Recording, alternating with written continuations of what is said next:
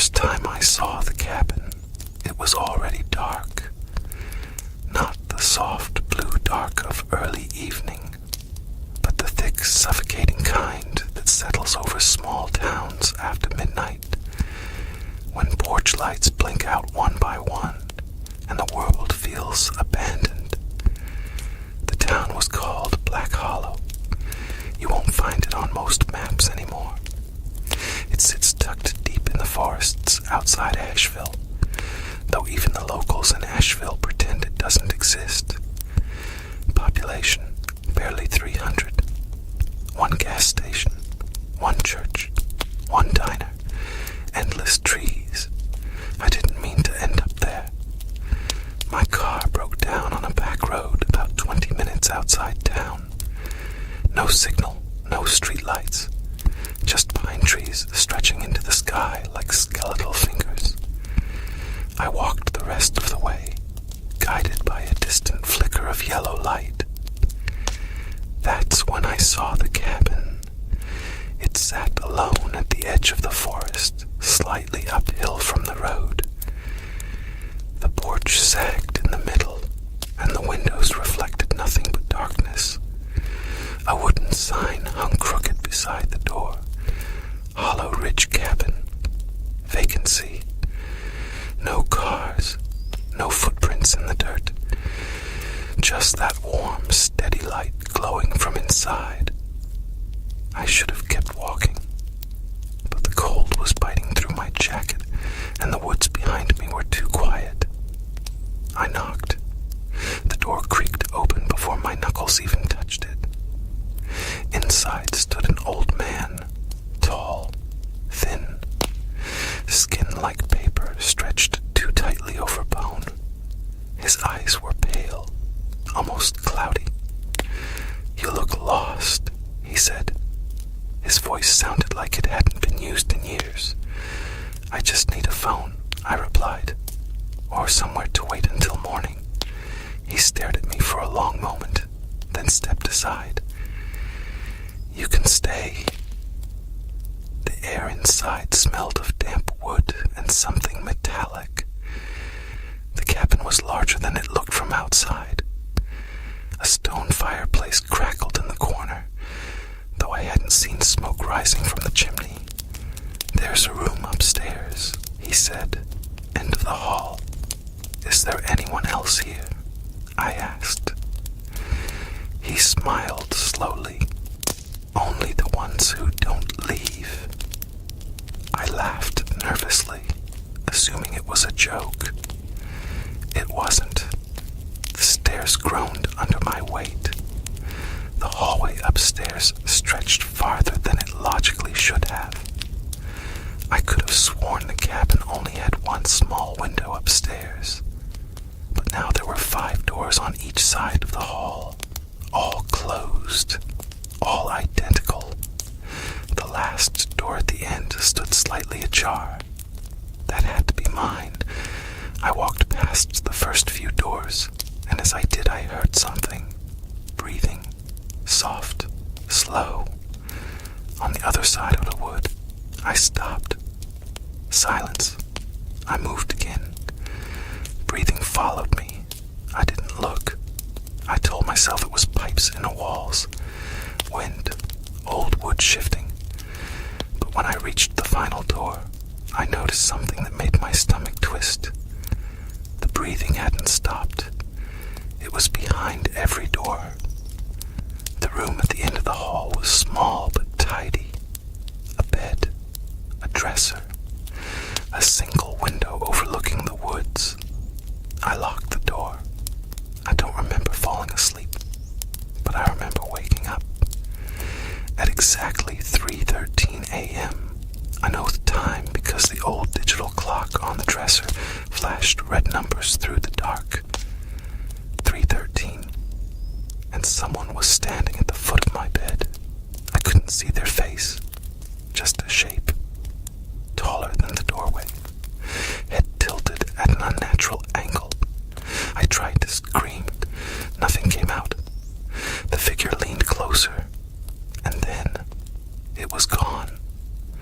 The clock read 3:14,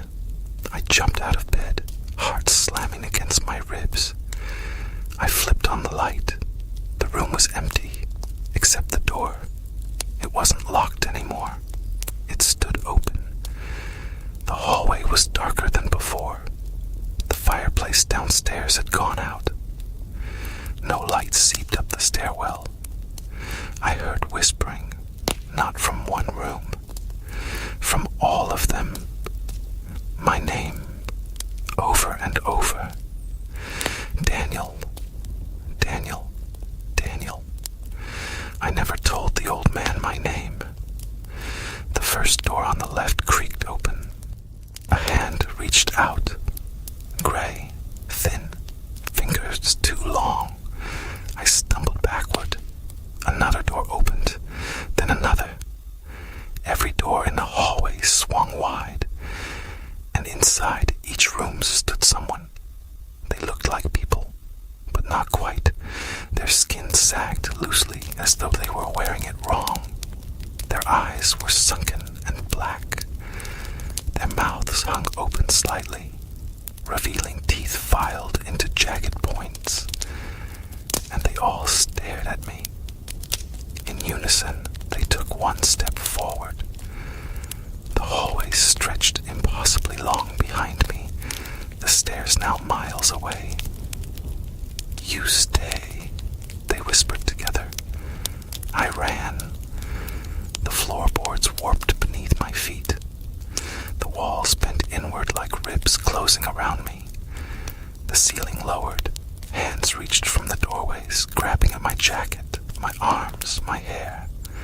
I tore free and burst down the stairs, only to find the living room empty. No fireplace, no furniture, no door, just walls of wood. And the old man standing in the center of the room. "You weren't supposed to leave your room," he said softly. "What is this place?" I screamed. He sighed. "A collection." The walls began to shift. Faces pressed outward from the wood. Hundreds of them, eyes blinking beneath the grain, mouths opening, gasping silently. "They get lonely," the old man continued, "and the town doesn't grow much anymore." The walls pulsed. I saw them clearly now. The people from the hallway, and others, children, women, men in old-fashioned clothes, a police officer, a teenager wearing a varsity jacket, all fused into the wood, their bodies distorted and flattened, like insects trapped in amber. "You feed them?" I asked, horrified. He tilted his head. "They feed on fear. The cabin feeds on them." The floor beneath me softened. My shoes sank into it. The wood became warm, wet. I tried to run again, but my legs felt heavy, like they were sinking into mud. The old man stepped closer. "You should have kept walking." His face began to change. His skin split along invisible seams. Beneath it was something black and writhing, like a nest of worms woven into the shape of a skull. His mouth stretched too wide. "Now you stay." The walls surged forward. Hands grabbed my shoulders, my legs, my throat. I screamed as the wood swallowed me whole. It wasn't solid. It was alive. I felt myself flattening, stretching, merging. My skin burned as it fused with the grain. And then, silence. Morning came. The sun rose over Black Hollow. A woman drove down the same back road, her GPS rerouting her through the forest. Her tire blew out near the hill. She cursed and stepped out of her car. And she saw it. Hollow Ridge Cabin. Vacancy. Warm yellow light glowed from the window. She hesitated, then climbed the porch steps. Knocked. The door creaked open. The old man smiled. "You look lost." Behind him, mounted neatly on the wooden wall beside the fireplace, was a new face in the grain. Mine. Eyes open. Mouth frozen mid-scream. And if you ever drive outside Asheville and find yourself on a quiet road with no signal, if you see a cabin with a light on, keep driving, because the hallway always has one more room, and the cabin is always hungry. The woman on the porch hesitated only a second before stepping inside. The door closed behind her with a soft click that sounded far too final. The old man studied her the way someone might study a painting they were deciding where to hang. "Car trouble?" he asked gently. She nodded, brushing damp hair from her face. "Tire blew out. I didn't see this place on my way in." "Most don't," he replied. The air inside the cabin felt thicker than it should have, heavy with the scent of sap and something faintly metallic. The fire in the stone hearth burned low and steady, though the flames cast shadows that moved independently along the walls. "You can stay the night," the old man said. "There's a room upstairs, end of the hall." She swallowed. "Is there anyone else here?" His pale eyes glimmered. "Only the ones who don't leave." She forced a laugh. "That's comforting. It isn't meant to be." She followed the sound of her own footsteps across the wooden floor. The boards creaked in slow, deliberate tones, as if announcing her presence to something deeper within the walls. The staircase loomed ahead, taller than the exterior of the cabin would allow. Each step groaned beneath her weight. The hallway above stretched unnaturally long, lined with identical doors. 10 of them, all closed, all silent. At the far end, one door stood slightly open. She felt it before she heard it, a vibration in the air, like a low hum pressing against her ears. Then came the whispering. Not words, not yet, just breath. She turned toward the nearest door and placed her hand against it. The wood was warm, too warm. Something on the other side shifted. She jerked her hand back. The door at the end of the hall creaked wider on its own. She hurried toward it, refusing to look left or right. The whispering grew clearer with each step. By the time she reached the room, she could almost make out syllables threading through the air. She stepped inside and slammed the door shut behind her. The room was simple. A bed, a dresser, a small window overlooking the forest. The trees outside stood perfectly still. Despite the wind, she could hear howling faintly somewhere beyond them. She locked the door. She checked it twice. The digital clock on the dresser blinked 12:47 a.m. She sat on the edge of the bed and stared at it, telling herself she would stay awake. Just until morning. Just until light returned to the world. She must have drifted off. When she opened her eyes again, the clock read 3:13 a.m. The room was colder now, and darker. The window showed nothing but blackness, as if the forest had vanished. She felt it before she saw it. Something standing near the closet. A shape where no shape should be. Tall. Too tall. Its head nearly brushed the ceiling. She froze. The shape tilted slightly as if curious. A sound escaped it. A wet clicking noise deep in its throat. "You shouldn't be here," it whispered. The voice was layered, overlapping with others beneath it. She scrambled backward across the bed, fumbling for the lamp. When the light snapped on, the corner was empty. The closet door, however, stood open. She was certain she hadn't opened it. Inside hung no clothes, only darkness, a darkness that seemed to breathe. The door handle behind her rattled, slowly, deliberately. She stared at it in horror. She had locked it. The handle twisted.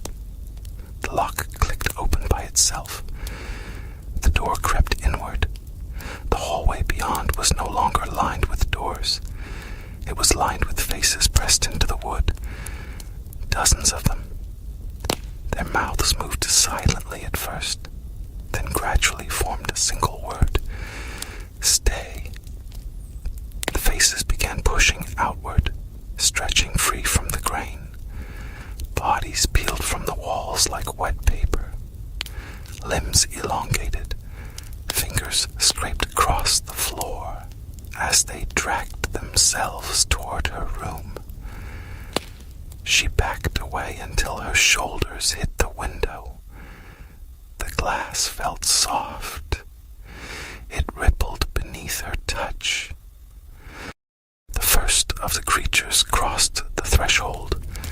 Its body resembled a person only in outline. Its eyes were hollow sockets dripping black sap. We were travelers, it rasped. Like you. More poured in behind it. She turned and threw herself at the window. Instead of shattering, it swallowed her arm up to the elbow. The surface tightened around her skin like a mouth. She screamed and yanked herself free, leaving streaks of red behind. The creatures halted. They tilted their heads in eerie unison. The hallway floor began to slope downward, pulling them and her toward the stairs. Gravity shifted violently. She tumbled into the hallway as the walls bent inward. The cabin groaned as if stretching after a long sleep. She slid down the warped staircase and crashed into the living room. The old man stood waiting. "I told you," he said softly. "You can't leave your room." "What is this place?" she cried. The walls pulsed around them. The fire in the hearth flared high, illuminating hundreds of embedded faces in the wood. Some wept, some screamed, some simply stared with empty resignation. "It's hungry," he answered. "It was built that way, long before Black Hollow." The cabin's floor softened like mud beneath her hands.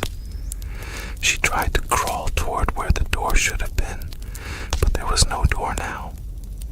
Only solid wood. The creatures descended the staircase behind her. Their bodies stretched and fused with the walls as they moved, feeding the structure itself. The old man's skin began to split once more, revealing the writhing darkness beneath. "Every town needs something to keep it alive," he whispered.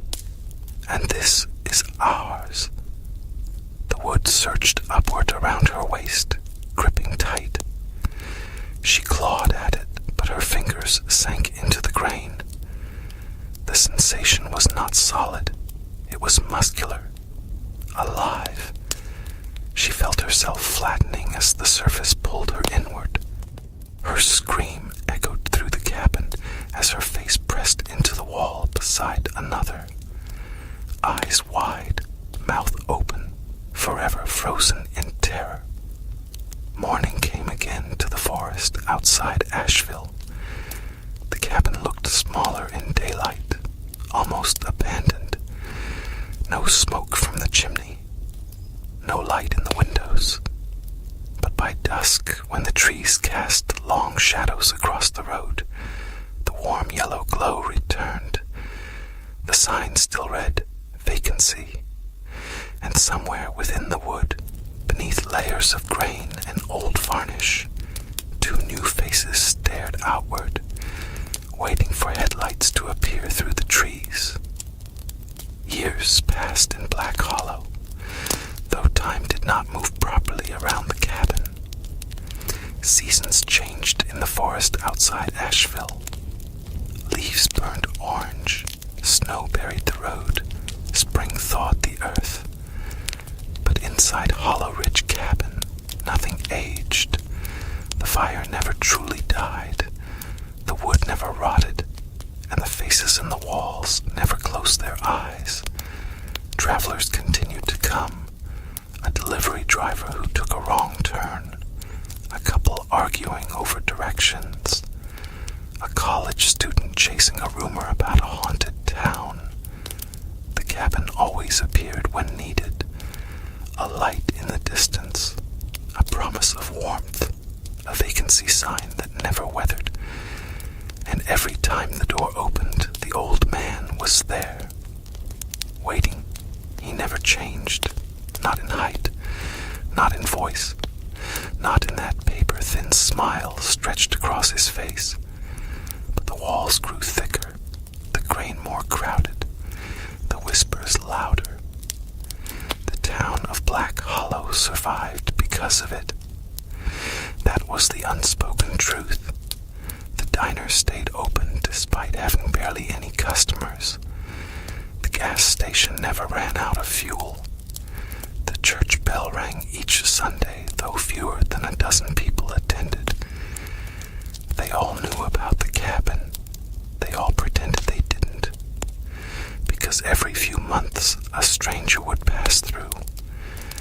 And after that, the woods would feel quieter, fed. But hunger always returned. One autumn night, something different happened. A black SUV rolled slowly down the forest road. It didn't hesitate. It didn't break down. It parked deliberately at the base of the hill. 4 people stepped out. They wore dark jackets with reflective lettering across the back. County Sheriff. One of them was Sheriff Holbrook. He'd been born in Black Hollow, raised there. He'd grown up hearing stories about the woods, but had never seen the cabin himself. Not until 3 missing persons reports landed on his desk within the same year. Outsiders, all last seen near the same stretch of road. He climbed the porch steps, hand resting on his holster. The sign read, Hollow Ridge Cabin, vacancy. You sure about this? One of his deputies asked. Holbrook didn't answer. He knocked. The door opened instantly. The old man stood framed in firelight. You look lost, he said calmly. Holbrook stared at him. I'm not. The air inside felt wrong, charged, like a storm about to break. We've had reports, Holbrook continued. People disappearing near this property. The old man tilted his head slightly. People disappear everywhere. The deputies shifted uneasily. One of them stepped inside without waiting. The floor creaked under his boots. Sir, the deputy called out, this place is bigger than it looks. Holbrook followed. The door shut behind them on its own. The fire in the hearth flared higher. The walls seemed to expand subtly, inhaling. We'll need to look around, Holbrook said firmly. Of course, the old man replied. The rooms are upstairs, end of the hall. The deputies moved toward the staircase. One glanced back at Holbrook. Feels like it's watching us, he muttered. It was.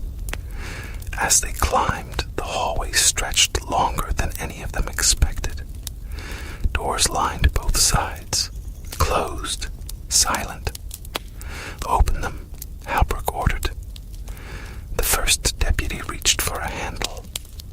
The moment it turned, the whispering began. Low at first, then overlapping. 1,000 murmurs pressing against their ears. The door swung open. Inside was not a room, but a wall of faces, pressed tight together, eyes blinking, lips trembling. One face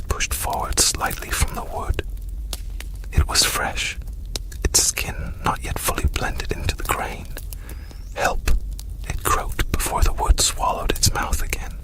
The deputy stumbled backward. What the hell is this? Every door along the hallway burst open simultaneously. The whispers rose into a single deafening command. "Stay." The hallway lights flickered and died. The staircase behind them elongated, stretching downward into darkness. The old man's voice drifted up from below. "You shouldn't have come." The walls pulsed. Hands began forcing their way out of the wood. Dozens, then hundreds, grabbing at uniforms, pulling at belts, clawing at skin. One deputy fired his weapon. The gunshot echoed unnaturally, absorbed into the wood like a stone thrown into water. The bullet left no mark. The cabin shuddered violently. The floor tilted. The ceiling bent downward. Sheriff Halbrook drew his gun, but felt the wood beneath his boots soften. It wrapped around his ankles, tightening like restraints. "This town feeds you," the old man called from below. "You've always known." Halbrook looked down the hallway at the faces. Some were strangers, but some were not. A mechanic who vanished 20 years ago. A teenage girl who ran away. A drifter found only by his abandoned truck. Black Hollow's secrets preserved forever. "We protect this town," the old man continued, now standing at the base of the staircase. His skin began to split, revealing the shifting darkness beneath. "And the town protects us." The deputies screamed as the walls consumed them. Their bodies flattened against the wood, limbs distorting, faces stretching into silent masks of terror. Halbrook fought harder than the others. He clawed at the railing as the wood climbed his legs. "It doesn't have to be this way," he shouted. The old man's smile widened impossibly. "It already is." The cabin inhaled deeply. The walls sealed shut. Silence fell once more. By morning, the SUV was gone. The road showed no tire tracks. The missing persons reports were quietly closed. The town of Black Hollow continued as it always had. But something had changed inside Hollow Ridge Cabin. The old man now stood slightly straighter, slightly broader in the shoulders. His voice when he spoke carried a deeper echo. Because the cabin does not just consume, it absorbs, it learns, it becomes. And on certain nights, if you stand at the edge of the forest outside Asheville and listen closely, you can hear it breathing, slow, patient, waiting for the next knock at the door. Winter settled heavily over the forest outside Asheville, blanketing the road in ice and silence. For months, no cars passed, no headlights cut through the trees. Even the animals avoided the hill where Hollow Ridge Cabin stood. The cabin did not like long stretches without feeding. The whispers in the walls grew restless. Faces shifted beneath the grain, pressing outward harder than before. Some began to separate at the edges, as though the wood could no longer fully contain them. Inside, the old man stood motionless before the fireplace. But he was not quite the same anymore. His movements sometimes glitched, jerking unnaturally before smoothing out again. His voice occasionally overlapped with others when he spoke, as though multiple throats were trying to use the same mouth. The sheriff had changed things. The cabin had absorbed authority, control, memory. had learned what radios were, what patrol routes looked like, how reports were filed. It was thinking now in ways it hadn't before. One night, just after midnight, the lights in Black Hollow flickered. The diner's neon sign buzzed and went dark. The gas station pumps shut off mid-transaction. In homes throughout town, clocks reset to 3:13 a.m. The same time. Every house, every device. The forest exhaled, and for the first time in decades, the cabin moved, not physically, not in a way visible to the eye, but in presence. The road leading to it subtly shifted, curved differently. Signs pointing away from town twisted overnight, their arrows bending ever so slightly toward the woods. GPS systems began rerouting drivers off the main highway, suggesting a faster way through unfamiliar back roads. The hunger was no longer patient. It was proactive. The first to arrive was not a lost traveler, but a rideshare driver following an app's directions. Confused, he muttered about poor signal as he turned onto the forest road. His headlights illuminated falling snow, and then the cabin, warm and glowing as if expecting him. The sign looked newer now, cleaner, the word VACANCY freshly painted. He barely had time to question why his app marked this as a pickup location before his engine died. The porch light flicked on. The door opened slowly. The old man stepped out, but his silhouette flickered strangely in the light, at moments splitting into overlapping shapes before merging again. "You look lost," he called softly. Back in town, people pretended not to notice the outages, pretended not to notice that more strangers were passing through lately, pretended not to notice the road seemed easier to find than before, because Black Hollow was thriving now. The diner was busy again. The gas station expanded. New paint covered old buildings. Prosperity had returned. And in the woods, the hallway inside Hollow Ridge Cabin grew longer. More doors formed. More rooms waited at the end of the hall. If you ever find yourself driving near Asheville and your GPS insists on a shortcut through trees you don't recognize, if your signal drops at exactly 3:13 a.m., if you see a warm light glowing where no structure should be, don't slow down. Don't check your map. Don't convince yourself it's just a coincidence. Because the cabin is no longer waiting for the lost. It is finding them, and the hallway always has room for one more.